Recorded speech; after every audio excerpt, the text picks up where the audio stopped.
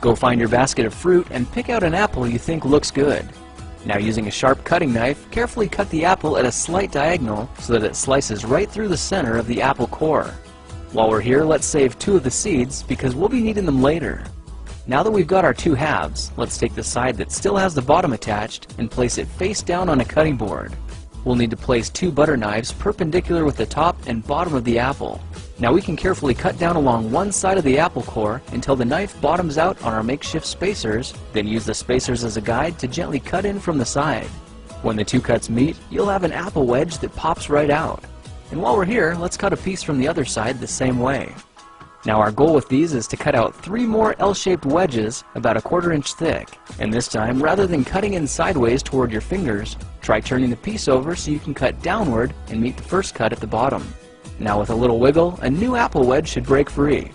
If you repeat the process 2 more times, then stagger the pieces back together, the effect is a beautifully layered wing. Now just cut the other piece the same way and your swan's body should look like this.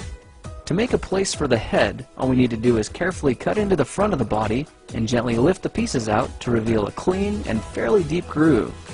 At this point, we can go ahead and grab the other half of the apple and place it between the butter knives like before. But this time, we're just going to use them as spacers to cut an even slice off the bottom. You can see that repeating this process 3 or 4 times gives us a nice variety of shapes and sizes. Now look for a piece that resembles a heart that's been slightly flattened on top. All it takes to form the swan head is 3 strategic cuts with a knife. I made 1 angled cut to form the head, a horizontal cut to form the neck, and 1 slanted cut at the bottom for the base. Now you should be able to see how this is coming together, and to clean it up a bit, just use your knife to round off the sharp edges. All that's left now is to place the apple seeds where you think the eyes should go, then use the side of a butter knife to press them firmly into position. When both eyes look good, simply drop the neck into place, and you're done. You've just created a beautiful and decorative apple swan. I spritzed mine with a bit of lemon juice to help prevent it from turning brown, then put it on display to show off for our dinner guests later that night. If you try using different apples, you'll get a nice contrast of colors, and every bird will look a little bit different.